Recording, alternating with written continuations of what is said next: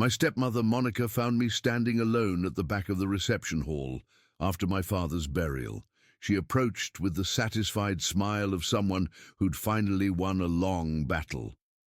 "I suppose you're wondering about the will." I wasn't, actually. I came to say goodbye to Dad, not to think about money. How noble. Well, you'll be pleased to know you won't have to worry about it at all. Your father left you nothing, not a penny. I felt the words hit, even though I'd expected something like this. Dad and I had been distant for the past decade, ever since he'd married Monica when I was 16, and she'd systematically pushed me out of his life. That's fine. I didn't come here expecting anything. Good, because he left everything to me and to my daughters, his real family, the people who were actually there for him in his final years while you were off living your life, barely calling, hardly visiting. I called every week, he stopped answering. Because you made the calls about obligation, not love. You called out of guilt, not genuine care. Your father could tell the difference. Monica, it's Mrs. Hartley to you, and I think it's time you left. The will reading is tomorrow, and it's for family only. You're not family anymore. You're just the child from his first marriage who couldn't be bothered to maintain a real relationship. She walked away before I could respond, leaving me standing there with familiar feelings of rejection and inadequacy. My half-sisters Chloe and Amber, Monica's daughters from her first marriage, watched from across the room with expressions that mixed pity and contempt. I almost left, almost skipped the will reading entirely. But I received a text from Mr. Vincent Chen, Dad's lawyer, that evening. "Please attend tomorrow's reading. Your father specifically requested your presence." This is important. The next morning I arrived at Mr. Chen's office to find Monica and her daughters already seated. Monica looked annoyed when I walked in. "Why is she here? I told you she's not in the will." "Mrs. Hartley, I asked Olivia to attend. Your husband left explicit instructions that all four of you must be present." Mr. Chen's voice was professionally neutral but firm. "Fine. Let's just get this over with so she can see in writing that Richard left her nothing and moved on with her life." We sat, Monica, Chloe and Amber, on one side of the conference table, me alone on the other. Mr. Chen opened a leather folder and began reading. "I, Richard Hartley, being of sound mind and body, do hereby distribute my estate as follows. To my wife, Monica, I leave the condominium in Florida and $200,000 in cash.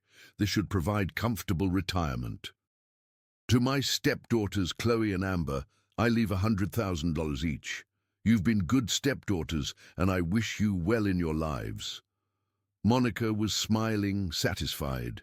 Chloe and Amber looked pleased, and I sat there accepting what I'd already known, that I'd been erased from my father's will, just like I'd been erased from his life. Mr. Chen continued. "To my daughter, Olivia." "Here it comes," Monica said smugly. "The part where he explains why she gets nothing. I leave my house, my investment portfolio, my retirement accounts, my business shares, and all remaining assets. Current value approximately $4.7 million.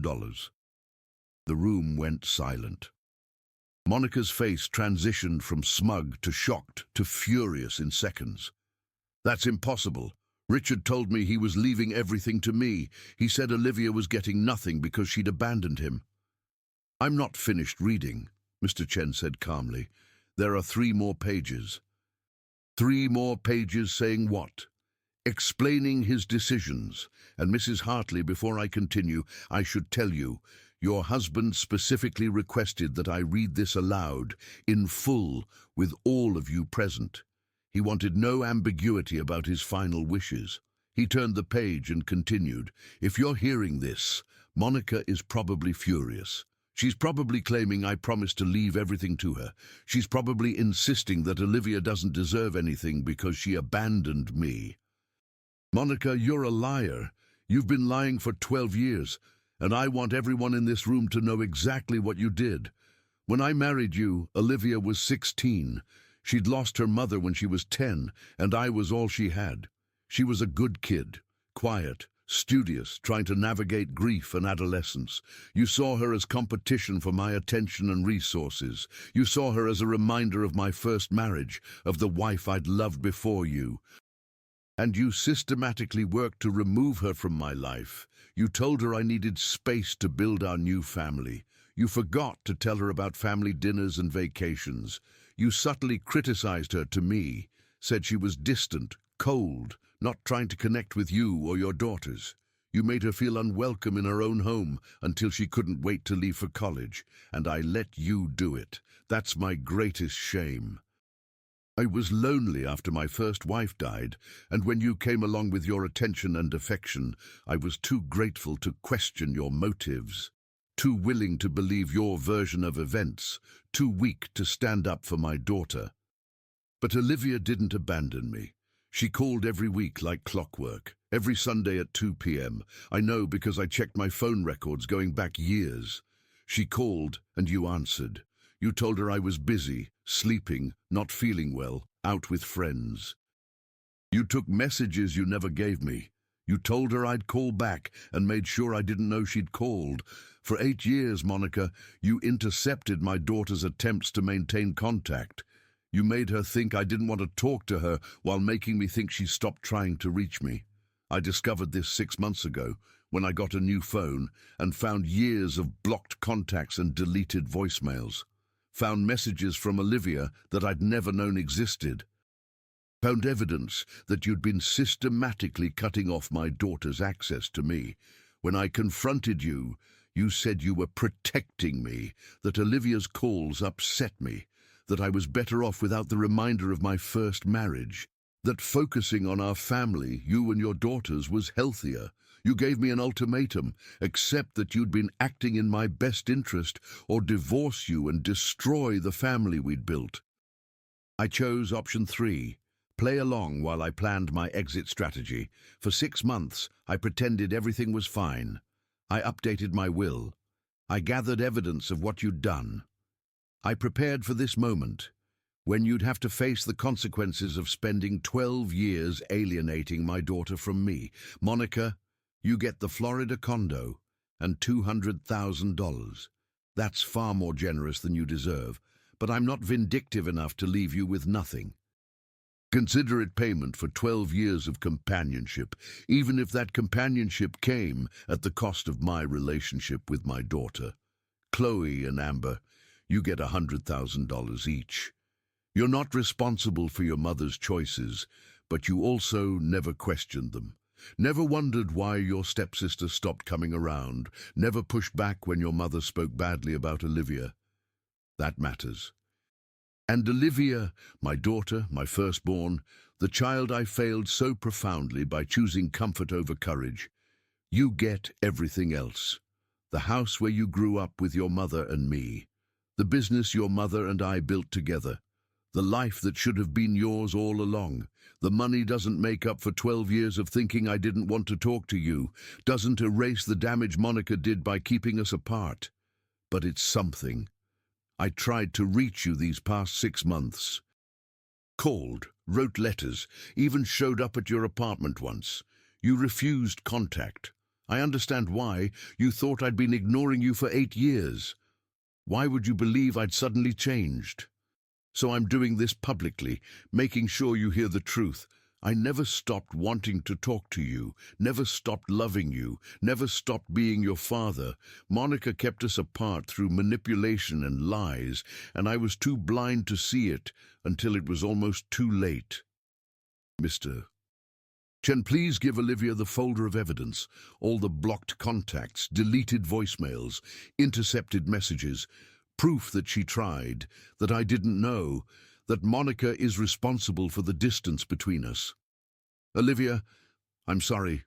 Sorry I married someone who saw you as competition. Sorry I didn't protect you better. Sorry I believed Monica's lies for so long. Sorry I died before I could rebuild what she destroyed. But I never stopped being your father, never stopped loving you. And I want you to have everything, not just the money, but the knowledge that you were always wanted, always loved, always my daughter. Monica, You destroyed my relationship with Olivia for 12 years. You stole time I can never get back.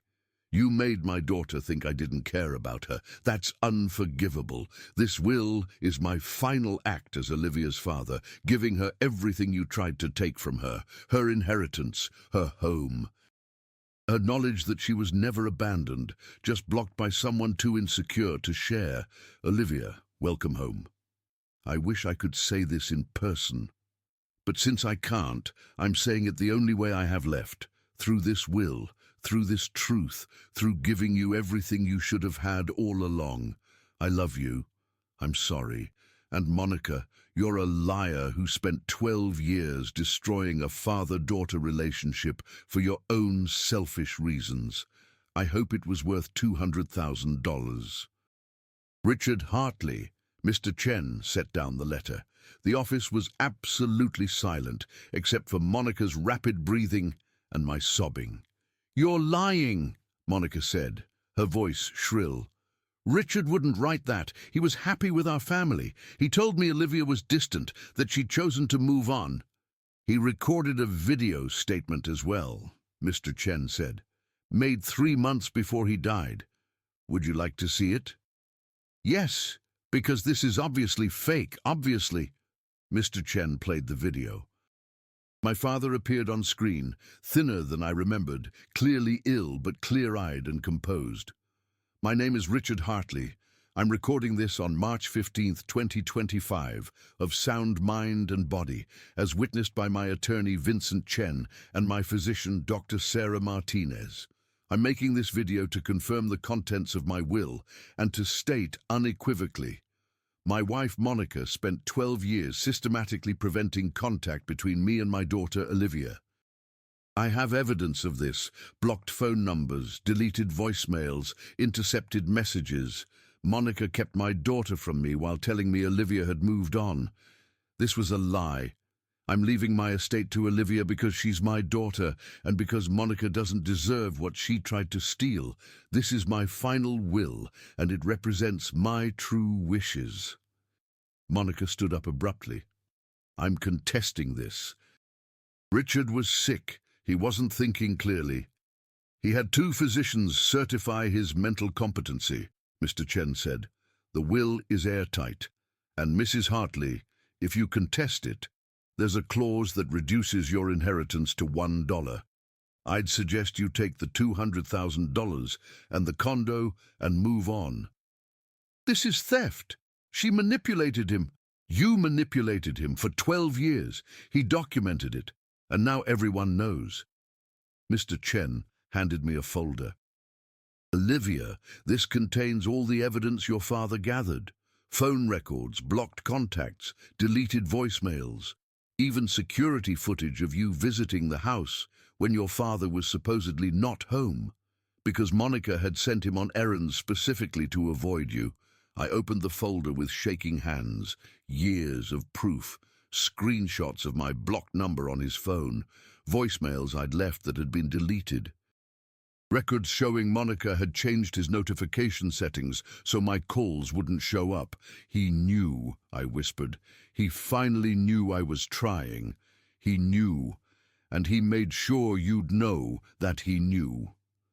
At my father's funeral, my stepmom said Dad left me nothing, that he'd written me out of his will because I'd abandoned him, that I was no longer family. Then the lawyer read the final pages, revealing Dad had discovered Monica had spent 12 years blocking my contact with him, that he'd gathered evidence, updated his will, and left me $4.7 million while exposing Monica's lies publicly. Monica and her daughters moved to Florida. I heard she tells people my father was senile at the end. Nobody believes her, especially not after Mr. Chen released a statement with the evidence. I sold the Florida condo, Monica's inheritance, when she couldn't afford the property taxes. She kept the $200,000 but lost the condo within a year.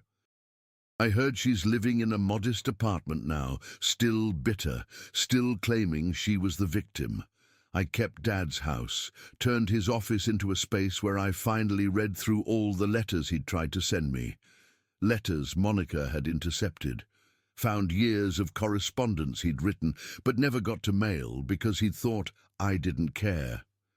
The inheritance gave me financial freedom, but the evidence gave me something more valuable, proof that my father never stopped trying to reach me, that the distance wasn't his choice, that I'd been fighting to maintain contact with someone who was fighting just as hard from the other side of a wall Monica had built between us. I just wish he'd discovered the truth sooner. Wish we'd had more than 6 months of him knowing I never abandoned him. Wish I'd answered when he'd called, during those final months, instead of assuming it was more of the same rejection. But his will gave me the truth. And sometimes, when you've spent years thinking your father didn't want you, that's the most valuable inheritance of all. At my father's funeral, my stepmom said, "Dad left me nothing." Then the lawyer read the final page and proved she'd stolen 12 years of my relationship with my father, and that Dad had made sure everyone knew it. Monica took my father's final years, but his will gave me back his love, and that's worth more than $4.7 million could ever be.